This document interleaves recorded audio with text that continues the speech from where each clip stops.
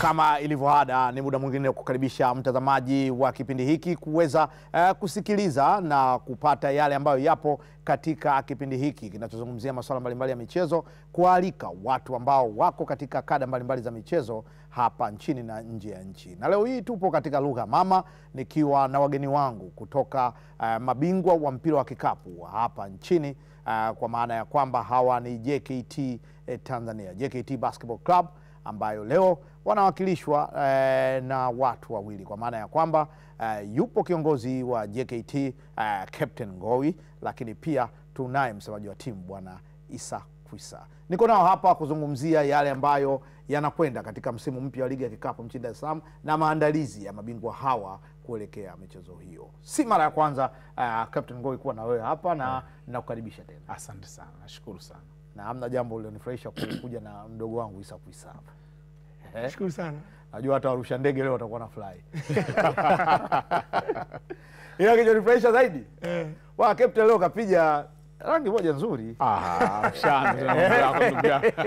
Lakini si rangi ya JKT, na ile njano katika nyekundu ya Jeshi la Ulinzi wa Wananchi wa Tanzania. Rangi mama kabisa. Hii ndio yenyewe katika bendera ya jeshi ipo rangi nyekundu. Safi sana. Represent kisawa sawa. Sahihi kabisa. Umeitetea vizuri. Hapo kwa sita maana nyingine. Well, ni kipindi bwana, tunawasiliana kwenye simu na wakati mwingine tunaonana katika masuala mengine, lakini cha msingi tunaangalia kama ilivyo kawaida ya Tanzania kwamba wakati naenda ukingoni kwa mpira wa miguu au ligi ya mpira wa miguu inakamilika, basketball, mchezo mwingine pendwa hapa nchini, season yake inaanza hasa katika mkoa wa Dar es Salaam.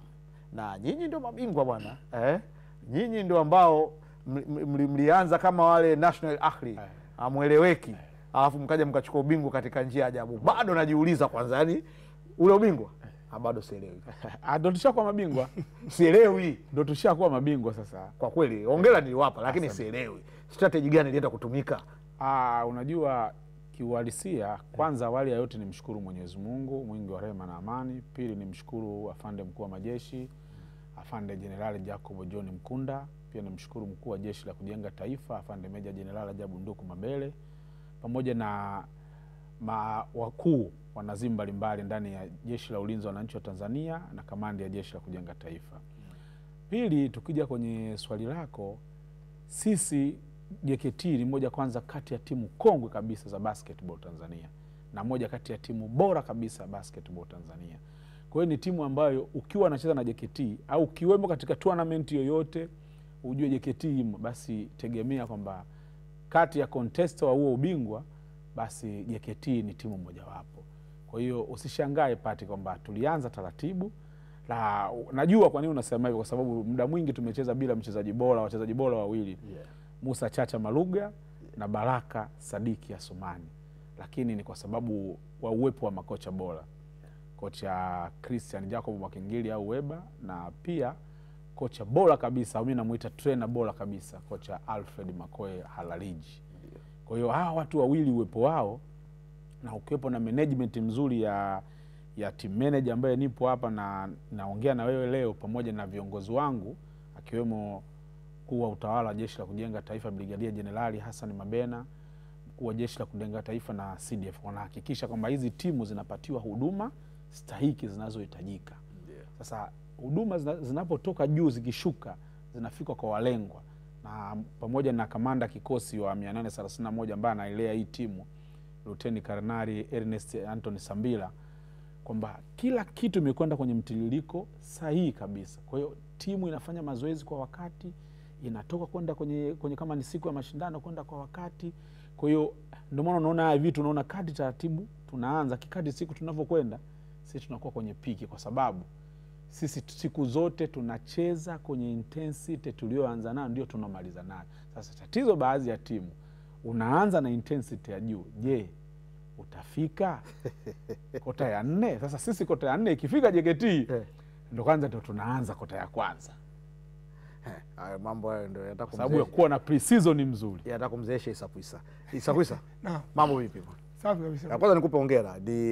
Generation ambayo imeweza kuwa na mchezaji aliyedumu kwa muda mrefu. Sisi tumecheza kikapu na tumecheza katika timu ambayo tumeanza nayo na mpaka tumaliza nayo, tuko wachache. Kiasi kwamba hata Michael Jordan leo heshima yake inatokana na kwamba alikuwa buzi miaka yote. Kwanza nikupa hongera katika hiyo. Lakini licha hiyo umekuwa ni kiongozi pia kwa wenzako. Na licha kuwa captain umekuwa kiongozi katika nyanja tofauti. Tunaiangalia JKT. Tulianza kuona hapa kutokana na taratibu ambazo zipo ndani ya taasisi za kijeshi. Mara nyingine watu wanaenda kwenye mafunzo, wakati mwingine wanatoka kwenye shughuli zile, na wakati huo ligi inakuwa inapiga kazi.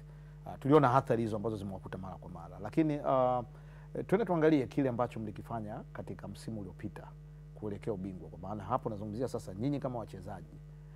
Nini kilikuja kuwapa confidence tena? Kwa sababu mlianza kweli kwa kuchechemea na mkaja mkabadilika mwishoni, ambaye anaizungumza hapa Captain Ngoi kwamba ni endurance iliyokuwepo. Lakini naamini wachezaji huwa mnala kwenu. Nini ambacho kiliendelea kwa wachezaji? Nashukuru sana. Lakini nikwambie tu tulipata injury ya mwenzetu Baraka Sadiki mapema sana mwezi wa 7. Wakati ligi ilikuwa bado mbichi kabisa. Kwa hiyo kitu ambacho nakumbuka team manager alikileta kwenye timu na makocha aliwaambia sasa tunaenda kugawana majukumu ambayo mmoja kati ya wachezaji wetu mahiri alikuwa nayo.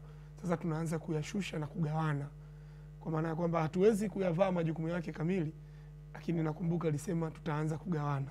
Kwa maana ya kwamba wale tuliokuwa nao wanachipukia, kwa maana ya kwamba ya Felix, Jonas Mushi na wengine, tuliambiana kabisa kwamba bwana tunatakiwa tuende kuziba pengo la mwenzetu.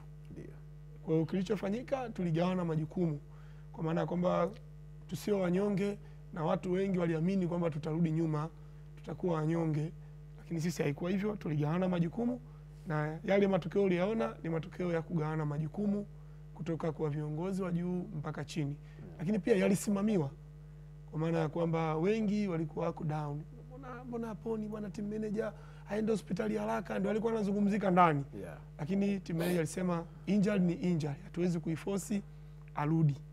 Basi tuligawana majukumu, na kama ulivyoona ilivyokuwa inatendeka ndio vile. Timu ulikuwa ukiona hivi unasema tunapiga 100, lakini wakiingia watu walikuwa wanabadilika. Kwa hiyo tulicheza kwa timu, tuligawana majukumu, na namshukuru Mwenyezi Mungu matokeo ndio ya mwisho alikuwa kama vile ulivyoyaona. Wewe unaweza kumudu vipi? Najua kwamba na wewe ulikuwa na injury na ni mtu ambaye ulifanywa surgery, lakini uliweza kumudu vipi kuweza kusustain huku unaangalia injury ya Baraka? Wewe ulikuwa unakusumbua na hamna sehemu ambayo niliona katika misimu ya karibuni ilikuwa na matatizo au ngumu sana kama katika paint pale ambapo wanacheza watu warefu.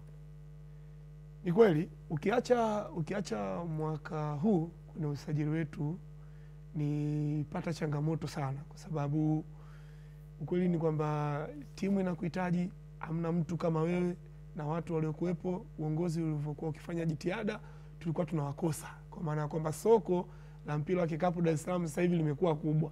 Kwa hiyo tunagombea wachezaji kwa dau, sio malikauli tena sasa hivi.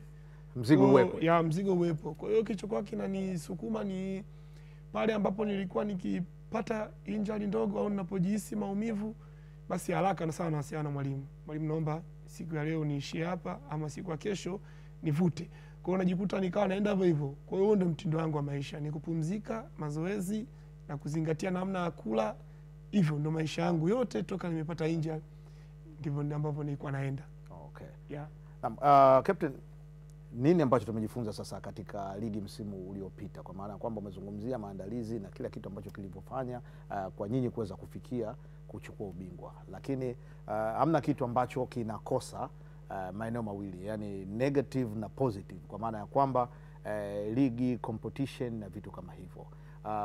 Ligi ulivyoiangalia wapi ilisuasua, yani haikwenda vile ambavyo mngedhani inatakiwa iende, kwa in a sense labda kama kusimamishwa kwa ligi, mechi, muda na vitu kama hivyo? Kwanza unajua ligi yetu mwaka juzi ilichezwa vizuri sana, ila mwaka jana ligi ya kuchezwa vizuri, kwa sababu naona ni tatizo ambalo lilikuwepo kwenye upande wa uongozi wa bidii, kwa sababu ilifika wakati mpaka hatua ya fainali tunakwenda kucheza bingwa hajulikani kwamba anapata nini na kikombe anapata nini. Kwa hiyo tuna tatizo kubwa sana kwenye eneo la udhamini. Na pia na sisi pia katika kitu ambacho kimetusaidia mpaka tumeweza kusustain muda mrefu, pia tulipata mdau ambaye ni kama mfadhili kwetu, ni ambaye ni Mr. Abedi Mvuma ambaye ni mkurugenzi wa Bullet Force Security. Alijitoa kwa kiwango kikubwa sana, kwa sababu huwa tunamuita kamanda, kwa sababu huyu ni kijana ambaye amesoma jitegemee, baadaye akaenda akasoma shule za Mafinga, zote shule za jeshi. Kwa hiyo ni mtu ambaye anapenda. Kwa hiyo ni mmoja kati ya watu ambao wanatusaidia kusukuma. Lakini kija kwenye upande wa bidii, ni upande kidogo kwa wenzetu kwenye uongozi ulilegalega, kiasi ambacho nafikiri kulikuwa kuna vitu ambavyo haviko sawa. Ukiuliza mpaka leo hii bingwa alikabidhiwa kombe wapi, hajulikani bingwa alikabidhiwa kombe wapi. Kwa hiyo ni eneo ambalo lilileta matatizo makubwa sana kwenye msimu uliopita. Lakini nafikiri mwaka huu wamelirekebisha, kwa sababu wameweka kila kitu sehemu sahihi. Nimesikia ndugu zetu wa Azam Media wapo katika hilo eneo ambalo at least kwangu mimi nafarijika, kwa sababu nataka nione kile tu afande wakubwa wanachotupatia, kwa sababu wakubwa wanatupatia huduma, wanatupatia kila kitu. Sasa wanapata wapi nafasi ya kuangalia kitu ambacho wamehakikisha kwamba wanakipatia mahitaji mazuri. Kwa hiyo uwepo wa Azam ambao wataanza kuonyesha mechi hizi zitawapa wakubwa nafasi ya kuangalia, na watawapa nafasi wa Tanzania wa kuanza kubadilisha mentality wa Tanzania kupenda zaidi football kuliko michezo mingine, kwa sababu basket ni mmoja kati ya mchezo pendwa kabisa duniani. Na kwa Tanzania ukitoa football, nafikiri basketball inafuata. Lakini hapa katikati hapa tumelegalega, lakini naona sasa hivi tunaanza kwenda vizuri. Lakini pia nitumie nafasi hii uomba uongozi wa Azam Media, msitutupe na kwenda zaidi kwenye football, rudini kwenye basketball, kwa sababu mmesaidia football, mmesababisha football sasa hivi imeanza kuwa na academy, imeanza kwamba tunaona timu zetu zinacheza finali, zinafanya nini. Sisi kuna mashindano yanaitwa BAL, Basketball Africa League, yanaitwa East Africa Competition, ambayo sasa mkiwepo nyinyi, mkiwekeza, itatusaidia sisi, kwa sababu sisi tuna wachezaji raia. Kuna wachezaji wanataka kucheza JKT lakini hawataki kuajiriwa kuwa askari. Sasa wale, kwa mfano safari tumefanya usajili wa kutosha. Tuna chini pale ukiangalia tumemchukua Jimmy Brown, tumemchukua Jafet David Banang. Ukiangalia tena chini pale tuna mtu mwingine anaitwa Derek Mwaipiana, tumemchukua kutoka Jeshi la Magereza, tumemuomba baada ya kuwa na mahusiano mazuri na wenzetu. Ukija juu tuna mtu kama Baraka Sabibi kutoka Outsider. Ukija tuna Isaac Linus Mganga. Ukija hapo katikati tuna mtu mwingine anaitwa Klaus Mshamo Mtumbuka, tumemuomba kutoka Uhamiaji. Kwa hiyo hawa wamesaidia kuongeza chachu katika timu ambayo inatupelekea sasa timu yetu sasa ukichanganya na wachezaji waliopo, na pia urejeo wa mmoja kati ya wachezaji bora kabisa, Musa Chacha Maluga, ambaye alikuwa kwenye majukumu mbalimbali ya kijeshi, sasa amerudi. Kashakata uzito. Sasa hivi yuko anakimbia. Anacheka. Chacha kashakata uzito. Chacha amekata uzito. Alikuwa na Twitter, na nakumbuka ulimuona ukamuuliza ndugu yangu vipi? Sasa hivi yuko sawa sawa. Okay. Pia tuko na MVP ambaye pia wa mwaka juzi wa NBL, Omari Sadiki Ndula, bado yuko kwenye pesi ile, na vijana wengine wameongeza. Na tuna kijana mmoja tumemchukua, alikuwa anasoma Kenya, Kenya, ni Mtanzania, anaitwa Rashidi Saidi ambaye tumemchukua Arusha. Okay. Namshukuru sana Mr. Bariki Kilimba, ametupatia huyo mtu, ni left footer. Kwa hiyo hawa wamekuja kuziba mapengo ya wachezaji walioondoka kama Jonas Mushi, Felix Deogratis Luamba, anacheka isakusa, alafu Emmanuel Manyonyi ambaye amekwenda Dasite, alafu Mara Mwagachi ambaye amekwenda Dasite. Okay. Kwa hiyo pamoja na Adam Kasim Lutungo. Sasa ngoja nikuulize, kwa sababu mshanigusia hapa taasisi, leo nitaongea. Nikikosea kutaja wadhifa, naomba unisawazishe mapema. Kwa sababu najua kwamba hamna kitu ambacho utaki kukosea kwenye taasisi. Yaani unamkuta mtu ana cheo cha brigedia, wewe unakuja kumuita captain au nini, inaweza ikawa sio sawa.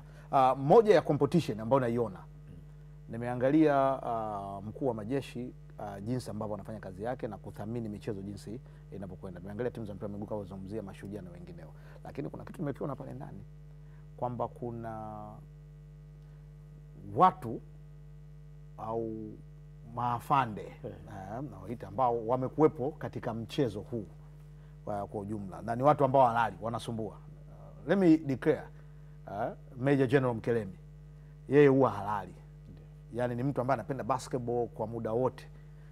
anaangalia ya nje, anaangalia yani juzi tulikuwa tunazungumza hapa habari za LeBron James na jinsi anavyotweta katika masuala. Lakini sasa competition ambayo mnayo, na maana hapa kuna JKT, kuna JWTZ huko, competition ambayo mnayo. Sakwisa amegusia hapa kwamba sasa hivi watu wanataka mpunga au moja kwa moja wapate ajira. Mmerecruit wachezaji, nimekutana na makocha wa zamani na wengine makocha ambao wapo katika taasisi za kijeshi wakiwa wanachambua mzigo wenu nyinyi hapa. Umenipigia kikosi kizuri sana hapa mpaka Isakuza kacheka. Mnajiweka vipi kukabiliana na mapacha wenu JWTZ?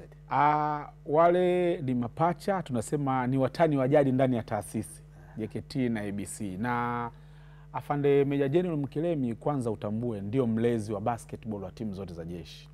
Kwa hiyo zote afande anaweza, kwanza tunamshukuru sana kwa sababu kuna wakati anatenga muda. Kuna siku afande mimi nimeshakaa naye kuanzia saa 4 asubuhi mpaka saa 4 usiku tunaangalia basketball. Kwa hiyo ni mtu ambaye anajitoa sana na ni mtu ambaye ni mlezi wa hizi timu. Na nafikiri kuna mambo mazuri afande ameanza kutuandalia. Kwa hiyo vidole vyote vitakuwa sawa? Zote sawa, kwake yeye ni sawa. Kwa sababu ninamuamini, kwa sababu nimeshafanya naye kazi. Kwake vidole vyote sawa. Hajawahi kutenga. Kabisa. Hajawahi kutenga kwa kweli. Mimi ni Mkristo, ni Mkatoliki safi sana.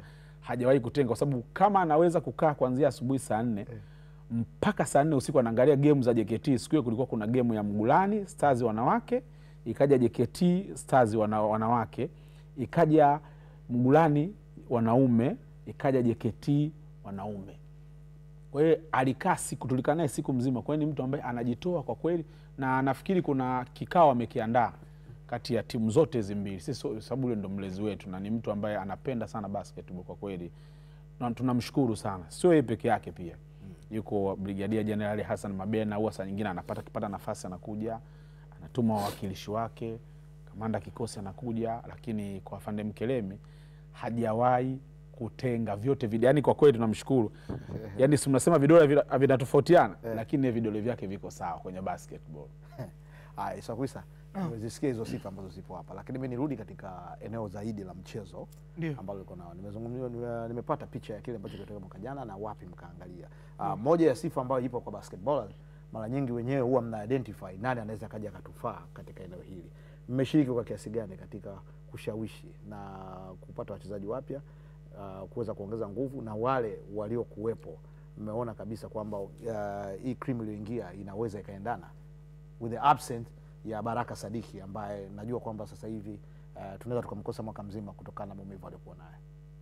Sasa sisi huwa tuna kawaida ya vikao vya ndani tunapomaliza mashindano yote, kabla tujaenda mapumziko mwezi wa Disemba, huwa tunakaa kwa pamoja, tunajadili msimu ulikuwaje, lakini pia tunajiandaa kwa msimu ujao. Kama nilivyosema, sisi tulijadili usajili wetu huu kwa asilimia zaidi ya 80 mwaka jana mwezi wa 12, kwamba mwakani tunarudi baada ya mapumziko tukijua soko litakuwa gumu na kuna vijana ambao tutawakosa. Tulijipa tahadhari. Kwa hiyo je, tufanyaje?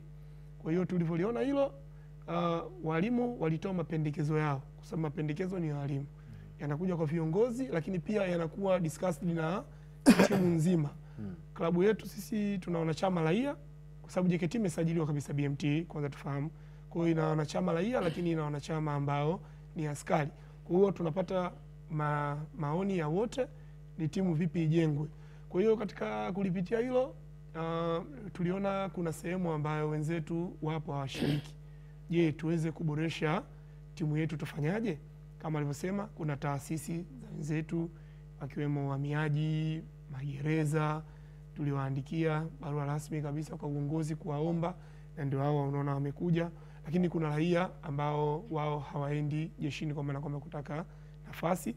Tuliwaona, je, tufanye nini kwa ajili ya mahitaji yao binafsi, na raia wale ambao wanajiandaa kuelekea huko.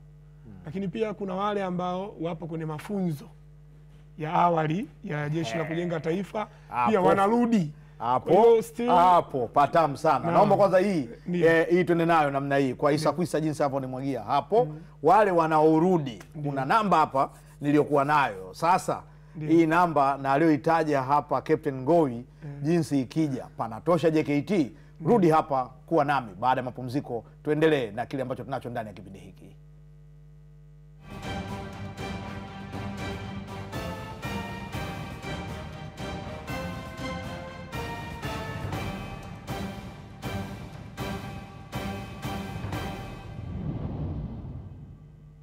Well, ni kukumbushe tu kwamba ni kipindi ambacho leo hii kipo na watu katika mchezo wangu pendwa. Naomba ni declare interest. Basketball ni mchezo wangu pendwa. Football inaweza ikawa ya 3 au ya 4 kwangu mimi. Lakini nipo na viongozi wa timu ya JKT. Hapa ninaye manager Captain Ngowi pamoja na bwana Isa Kwisa Mwakasope. Hawa bwana watu wa kule, nilikuwa na mtu mmoja St. Anton pale anaitwa Alpha Mwakasope. Golikipa mpira ulimshinda. Lakini turudi katika hili ambalo nilikuwa nazungumzia, hasa kutokana na wale wachezaji ambao wako kwenye mafunzo ambao pia wanarudi hivi sasa. Ndio. Hasa naangalia hiyo combination hapo. Wote watakwenda kwenye timu hiyo moja katika usajili au mtagawa timu zenu zile mbili? Sasa hivi tuna timu 3 za wanaume. 3 sasa. 3. Okay. Tuna timu ya JKT, timu teule kubwa, lakini pia tuna timu ya Mgulani. Ndio. Lakini pia tuna timu ya Mgulani Warriors. Okay. Sasa Mgulani anailisha JKT. Kwa ni maandalizi ya JKT ya askari na raia ambao wanataka kujiunga na JKT. Lakini pia Mgulani Warriors ni maandalizi ya kuwapandisha kuja Mgulani kwa ajili ya kujiandaa kwenda kucheza JKT. Okay. Kwa hiyo kila mwaka tunakuwa tuna transformation ya wachezaji katika mtindo huo. Vivyo hivyo ilivyokuwa mwaka huu. Kwa hiyo kuna watu mtaona huku juu tayari wachezaji wameshafika 18 JKT ambao wanasajiliwa msimu huu. Lakini pia kama watu wako 18, Mgulani pia kuna wachezaji 16 mpaka ninavyoongea na wewe. Lakini pia Warriors ambao wanaenda kucheza ligi daraja la kwanza la mpira wa kikapu, wenyewe mpaka sasa hivi tuko nao 12. Sasa hao ni ambao tunawaingiza tayari kwenye mfumo wa kucheza. Wacha wale ambao bado tunaenda nao taratibu. Pia hivyo kwa upande wa wanawake kuna vilabu viwili. Kuna JKT Stars lakini pia kuna Mgulani Stars. Okay. Kwa pia nao mfumo wao ni huo. Kwa hiyo still nasema sisi bado tutaendelea kutafuta majibu ya maswali yetu wenyewe. Wala tutaenda nje kutafuta majibu. Na majibu sasa naomba unipe hapa na kuanzia wewe nirudi kwa Captain Ngowi kwa sababu moja ya sajili ambazo nilikuwa naziangalia na kilichokuwepo ni kile ambacho kilipiganiwa sana kuweza kupata wachezaji wa kike kuingia katika timu ya JKT, wakaenda mafunzo na vitu kama hivyo. Lakini expectations zangu kwa majina na jinsi nilichokiona kwenye matokeo kilikuwa tofauti. Labda tuangalie katika hilo nao. Kwa nini mlipigana sana nyinyi? Nini kilienda ndivyo sivyo kwa timu yenu ya kike? Akijaenda ndivyo sivyo, unajua mtu anapotoka kwenye mafunzo anahitaji kidogo muda wa kuadapt. Najua unamzungumzia Jessica. Mimi nasizungumzia Jessica, nazungumzia yani timu nzima kwa sababu performance wise timu ilikosa coordination kabisa. Kwa sababu unajua baadhi ya wachezaji wengi walikuwa ni wapya. Kwa sababu katika ile timu kulikuwa kuna wachezaji almost karibia 6 wapya. Kulikuwa na Jessica mwenyewe, kuna Fausta Chikawe, kuna Sala Kadinda, kuna Leema, Josefu, Nyamoroga. Kwa hiyo kulikuwa kuna wachezaji wengine ambao walikuwa wageni. Ambao walikuwa wamepandishwa kutoka chini kupanda juu. Kwa hiyo sasa kuja kutengeneza combination alafu kizingatia hapo timu wale wa Kongo wenye timu akina Lulu, akina Dolita, akina Eliza Masenya ambaye sasa hivi ni kocha na Lundo msaidizi wake, kulikosa hapo katikati, kulikosa kizazi cha kuja kuwapokea. Kwa hiyo walikuja kucheza mpaka karibia mwisho kabisa. Kwa hiyo ikatulazimu tuwaache kwa ghafla, alafu tuwaingize wengine kwa ghafla. Kwa hiyo timu ikakosa kipindi cha mpito. Kwa hiyo timu ni kama ya wanawake inapitia kipindi cha mpito. Kwa mfano sasa hizi pia tumemwomba tulifanya mahusiano na wenzetu wa uhamiaji, tumemwomba Sara Budodi anatusaidia kwa msimu wa pili na kwa sababu tuna mahusiano mazuri na wenzetu wa uhamiaji. Kwa hiyo yupo pale anasaidia JKT Stars. Na hawa watu sasa hivi kwa mfano sasa hivi ukimwangalia Sala mdogo ambao Sala Kadinda wa mwaka jana, ukimwangalia sasa hivi kuna Chikawe, ukimwangalia Leema, ukimwangalia kuna wachezaji wengine tumewapandisha kutoka chini akina Aneti, kuna mwingine naye alikuwa raia by that time kwa tulimpeleka kucheza timu ya Kurasini Divas, sasa anaitwa Hasha. Kwa hiyo watu wameanza timu, nafikiri mwaka huu itakuwa kidogo katika mzuri, lakini nina imani timu ya wanawake kwa sasa bado kuanzia mwakani, baada ya mambo mazuri ambayo nilikwambia kwamba Afande Mkeleme anatuandalia, nina imani JKT Stars itarudi. Na kwa hiyo mwakani, kwanza mwakani ndio kutakuwa zile dabi, yani zile ukitoa dabi ya Kariakoo kwenye basket itakuwa na dabi ya Temeke ambayo ni ABC, watoto wa baba mmoja, watoto Afande Generali Jacob John Mkunda. Jiandaeni na sisi mwaka kesho Pazi itakuwa vizuri. Bado. Alishakwambia. Wewe kwani unasema mwaka kesho JKT itakuwa vizuri, hutaki kukubali kwamba Pazi itakuwa vizuri mwakani. Itakuwa tu vizuri. JKT tuko tayari sasa hivi, kama wanaume tuko tayari kwa sasa. Sisi mwakani tutakuwa mwakani. Yani tutafanya kama kile ambacho anakifanya Simba. Timu ipo katika kujenga timu. Tunajenga timu. Simba tunajenga. Tukichukua ubingwa ni ziada tu, lakini tunajenga timu. Mwakani tutakuwa vizuri zaidi. Hata kama tuna wachezaji kutoka Sudan wapi, mwakani tutakuwa vizuri. Mwaka huu tuko vizuri. Ndio mnang'ang'ania. Competition ipo vipi? Umetembea, nimeona maandalizi yakiwepo michezo mbalimbali, Ramadhani Cup wapi, kulikuwa kuna activity nyingi, na kila nikienda kuangalia naona kuna timu nyingine zimepasuka kabisa. Naona Mchenga imepasuka katika wanawake, wanaume, timu nyingine zimeanzishwa katika maeneo mbalimbali ambazo zimepanda, zimeongezewa nguvu. Sasa kwa jinsi ambavyo unaweza kuangalia na katika hii daraja la wachezaji, tunaenda kuangalia ligi ya namna gani Isa Kwisa? Kwanza tukubali tu kwamba basketball inakuwa, na kama inakuwa ndo tunarudi kwenye ule usemi unaosema mchezaji hana klabu, mchezaji yupo kwa ajili ya kujiuza. Hivyo hivyo sisi wenyewe akiwemo team manager hapa ilituuma, yani kuna baadhi ya watu wetu wameondoka, imeuma, lakini uwezi ukaendelea kuinama chini kwa kuvumilia maumivu. Sasa msingi tunainuka, tunajinyosha, tunaenda mbele.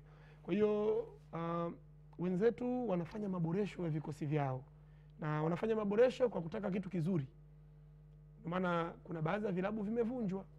Cha kwetu huko wamechukua wachezaji wetu bora kabisa, wamechukua 3 point bora, wamechukua rebounder bora, wamechukua defensive bora, wamechukua wachezaji wengi sana wazuri.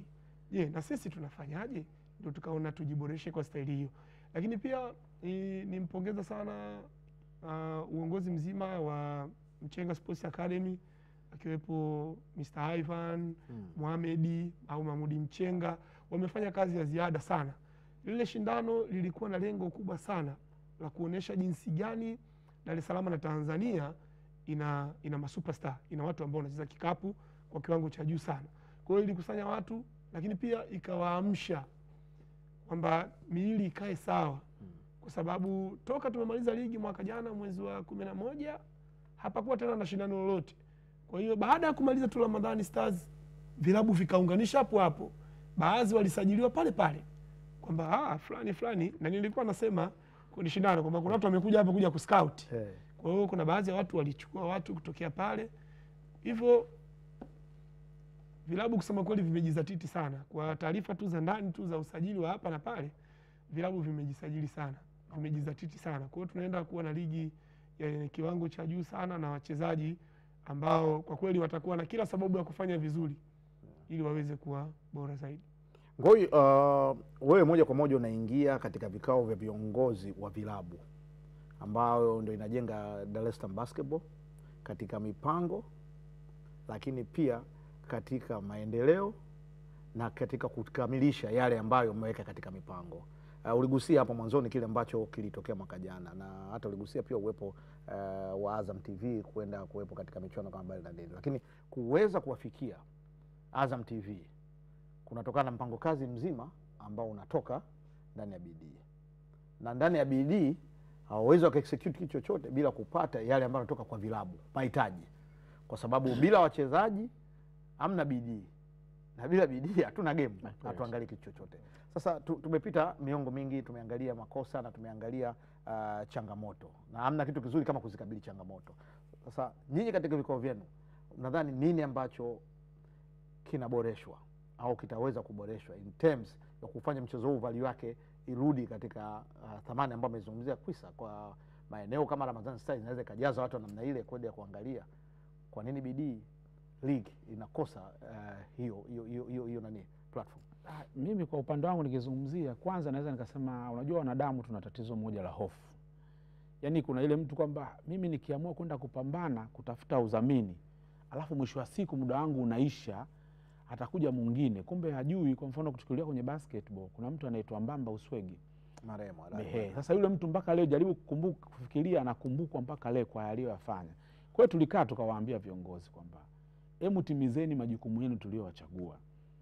Sasa nafikiri baada ya kukaa kwenye vile vikao, waliitana wenyewe vikao vya ndani.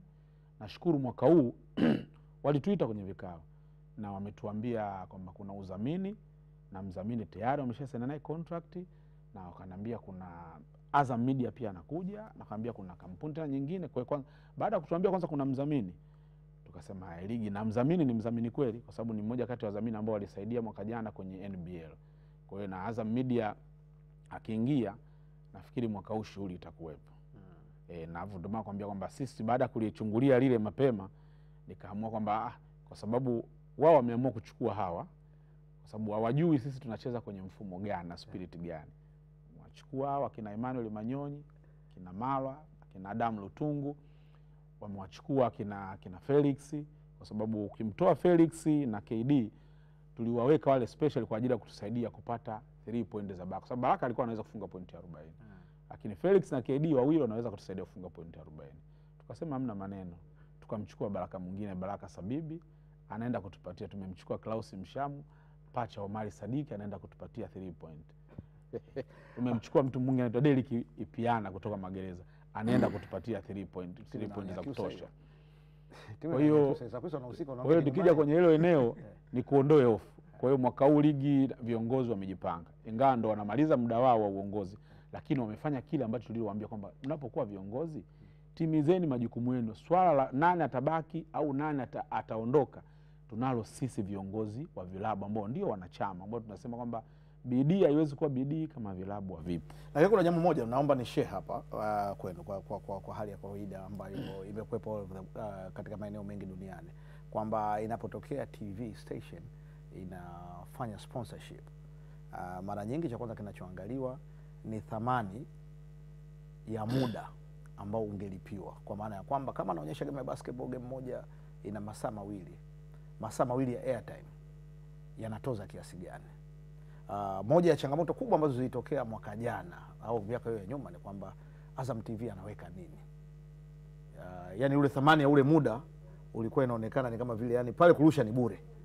Sasa katika semina elekezi na maelezo, maana Sakwisa ni mchezaji, sijui kama anaingia kwenye kikao anaelewa hiko. Katika haya ambayo mmekaa na bidii, kuna maelezo ambayo pia yanatolewa kuhusiana na thamani au jinsi ambavyo sponsorship package inakuwepo pia katika haya. Ni kweli kuna maelezo yanatolewa. Unajua ndio maana nakwambia kwamba tuna tatizo kubwa. Unajua sisi tunaangalia zaidi unapata nini kuliko kuangalia unazalisha nini. Ili ligi yako hiyo na thamani, kwanza kubali. Kwa sababu mimi nilijifunza kwenye football wakati mnaanza. Football ilikuwa kuna wakati mnakwenda kwenye viwanja mnakuta timu imeshindwa kufika, haina nauli ya kufika, viwanja vijalipiwa. Kwa hiyo mkaanza taratibu. Na uongozi wa football wakati ule by that time nafikiri alikuwa Jamali Malinzi. Mulianza naye taratibu kiasi ambacho sasa hivi watu wanafaidi matunda. Kwa hiyo niliwahi kuambia wenzangu kwa nyuma kabla Tenga hajaingia. Kwambia niwaambie wenzangu kwamba lazima kwanza tukubali kuumia ili tutengeneze faida ya vizazi vijavyo, kwa sababu hata baba anaumia ili kuitengeneza kuwa na familia bora. Kwa hiyo hicho pia najaribu sana kuambia. Sasa tuna tatizo kubwa kama Watanzania. Tunaangalia zaidi nitapata nini kuliko nitaandaa nini, kwa sababu ili upate ni lazima uandae. Kwa sababu Azam nyinyi mnakuja kutuandalia kwamba bana kweli basketball ina wapenzi. Na ndio maana kuna wakati mnabadilisha, leo unaona ZBC2, leo game ziko kwa Azam Sports 1, mnaangalia je, viewers wanatosha kuingiza pesa yetu hapa? Kwa hiyo hilo viongozi tulishawaambia, na pia nitumie platform hii kuwaambia wapenzi, wadau wa basketball, kwanza tukubali kuumia. Kama jeshi tunavyosema, wakati wa amani ndio wakati wa kutoa jasho jingi, ili wakati wa vita unatoa damu ndogo. Bwana hiyo kali hiyo. Kwisa. Na hapo nataka niongezee kwa manager. Mimi naingia kwenye vikao vya bidii. Ndio. Na hivi basketball ni kama vile ilikuwa imetelekezwa, lakini sasa hivi sivyo ambavyo inaenda. Kwa hiyo viongozi wengi sana na vilabu, hizi pesa zilikuwa zinatoka mifukoni, bali na sisi kama taasisi, lakini kuna vilabu kama Pazi, unafahamu, vilabu kama vijana, viongozi ndio wanaotoa pesa zao mifukoni. Kwa hiyo hizi pesa zinaenda kulipia nini? Hizi pesa matumizi yake makubwa ni sehemu mbili. Sehemu kubwa ni viwanja, sehemu ya pili ni waamuzi. Sasa vilabu vikawa vinajiuliza, kama tunalipia viwanja ni sahihi, kwa nini mwamuzi analipwa lakini mchezaji kama mchezaji au sisi kama klabu kwa nini hatupati hata ile robo ya kulipiwa tu gharama za usajili tu? Usajili tu. Yaani vilabu vilipiwe usajili wa viongozi, usajili wa wachezaji, ada hizi za mwaka, hilo tu. Sisi tuko tayari kwa sababu tunajua safari yetu bado, lakini waamuzi siwezi kusema wananufaika kikubwa, lakini wananufaika. Ndio, wananufaika, wanapata chochote. Lakini je, viongozi wa vilabu kama vilabu vinafutwa vipi jasho? Na ndio maana mwaka huu kama umegundua, pamoja na ujio wenu nyie pia, lakini tunaamini itasaidia.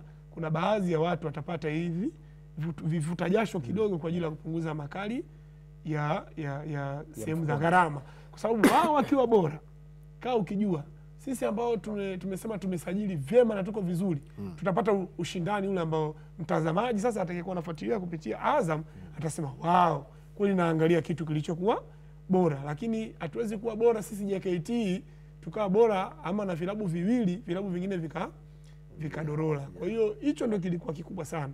Basi kama mnakuja njoeni, lakini mtukumbuke vilabu hata angalau tu kutusaidia gharama za usajili. Alafu masuala mengine sasa wachezaji hao namna ya kuwa handle na kadhalika mtuachie sisi viongozi wa vilabu. Hivyo ndio ilivyo. Ambacho naamini kwamba huwa kuna tokens ambazo zinakuwepo katika masuala kama hayo. Na ukija hapo katika hilo Isakwisa, wewe uliangalia BAL na umeiangalia BAL, umeshiriki BAL zaidi mara 2 nadhani.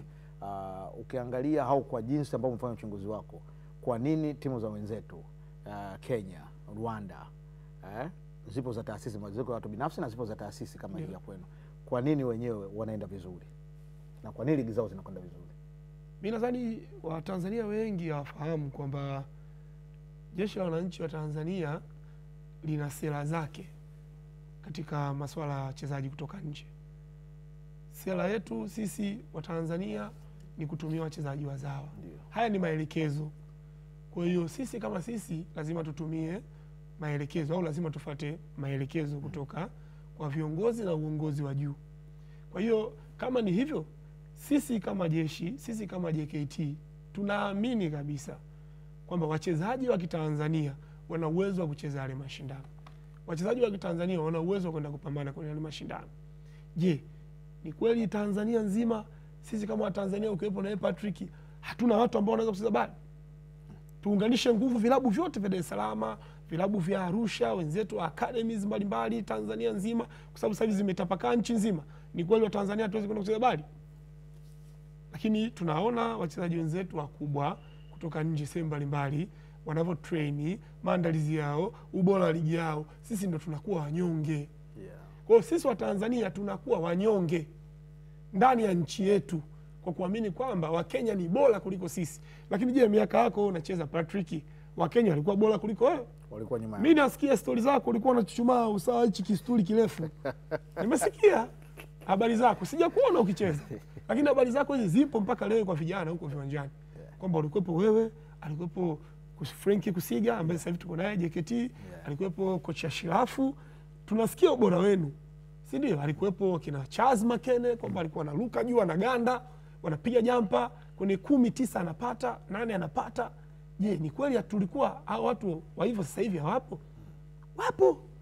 Kwa tunachohitaji sisi ni wenyewe wa Tanzania tusukumane na tuungane kwenye mashindano ya kimataifa. Kama wanavyosema wenzetu wa mpira wa miguu, anavyoenda Yanga, anavyoenda Simba, anavyoenda Azam, kwamba tunaenda pamoja. Basi na sisi wa Tanzania inapofika wakati huo tunafanya. Tumekuwa tukifanya hivyo kwa vilabu vingine. Tumefanya hivyo kwa kilabu kama Dar City, kama Pazi. Ikifika mashindano ya makubwa, kama kuna mtu anahitaji mchezaji kutoka kwetu, sisi watu kwa wazi. Wanatuandikia barua, tunawapa mchezaji, nenda katumikie, kwa sababu sifa ya timu ni sifa ya nchi. Sifa ya nchi ni sifa ya mchezo wenyewe na watu wake wenyewe.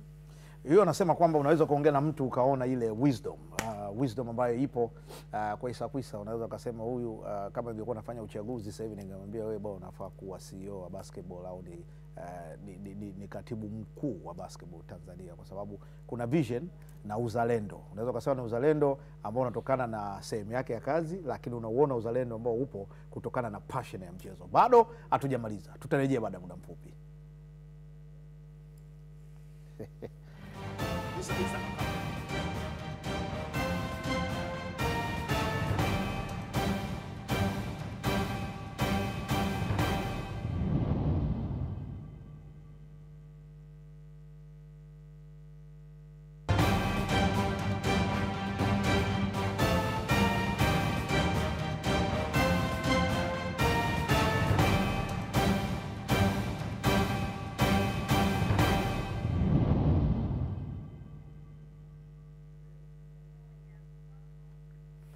Ya, kikapu kinawaka kweli kweli, na tumeweza kuangalia moja ya vitu ambavyo vilianza kurejesha hiki tunachokiona ni uwepo wa zile wanasema figa za mastaa, watu wengi ambao walikuwa katika kikapu kuanza kuhudhuria mechi hizo. Kazi kubwa ilifanyika nyuma ya pazia, lakini mbele ya pazia tunaiacha kama ilivyo kwa wakina Mwakasope waweze kuitekeleza. Sasa tunakwenda katika eneo hili hapa ambalo mpo na mmeweza kufanya vitu vingi sana, na nikiangalia hii ligi mnaenda kucheza, lakini nikiangalia ile kalenda kuna michezo ya majeshi hapa inakuja.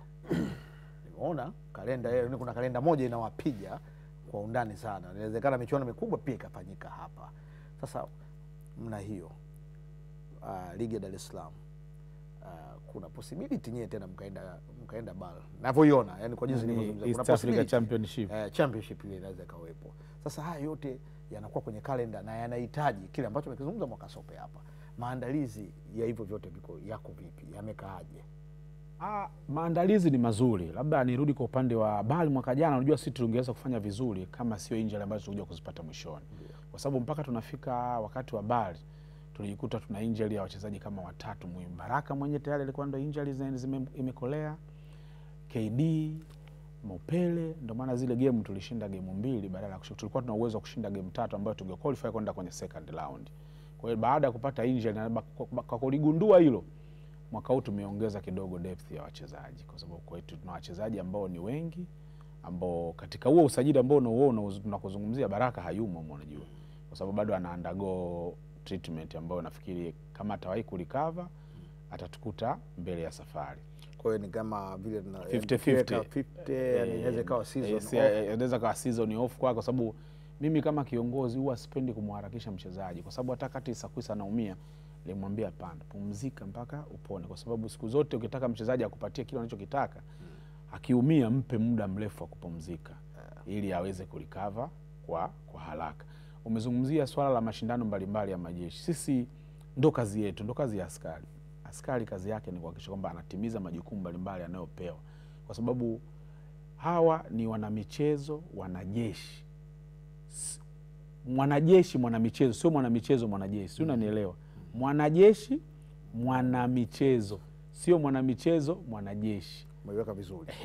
Kwa hiyo kama ni mwanajeshi mwanamichezo, na maana anakuwa mchezaji alafu anakwenda kuandaliwa kuwa mwanajeshi, na baadhi yao wengine wamemaliza jana kwenye mafunzo kiangaiko. Kwa hiyo tayari wanakuwa wameshaandaliwa, anajua nini anatakiwa kwamba naenda kukabiliana na msimu wa aina gani, kwa sababu yote ni majukumu yake, ni lazima ayatimize. Kwa sababu mashindano ya majeshi tutakuwa tuna CDF Cup, kwanza tuna CNS Cup ambayo inafanyika ndani ya JKT yenyewe, alafu unakuja CDF Cup, kitoka CDF Cup inakuja Bamata, kutoka Bamata tunakwenda kucheza kuna Taifa Cup hapo, kuna NBL, kuna East Africa Championship kama tutafanikiwa kwenda. Kwa hiyo mashindano haya yote watashiriki. Ndio maana sasa tunachanganya, tunakuwa na wachezaji wa kiraia na wachezaji wa kijeshi. Kwa hiyo haya wala ni kuondolee hofu.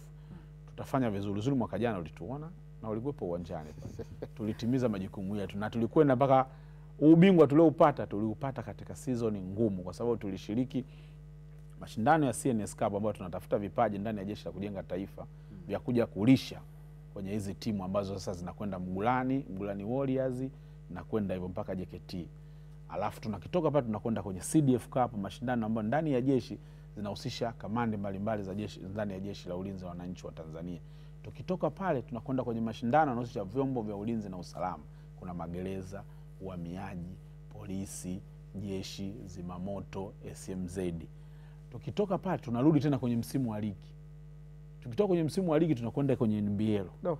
Tukitoka kwenye NBL tunakwenda, kama tutafanikiwa kwenda hiyo East Africa Championship, tutakwenda kushiriki.